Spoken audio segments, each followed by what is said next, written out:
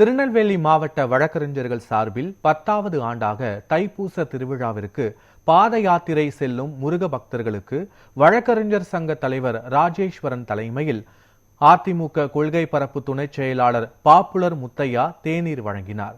திருச்செந்தூர் சுப்பிரமணிய சுவாமி கோவில் தைப்பூச திருவிழாவை முன்னிட்டு திருநெல்வேலி, தூத்துக்குடி, கன்னியாகுமரி, தென்காசி, விருதுநகர் உள்ளிட்ட மாவட்டங்களில் இருந்து பல ஆயிரக்கணக்கான முருக பக்தர்கள் திருச்செந்தூருக்கு பாத யாத்திரையாக செல்கின்றனர்.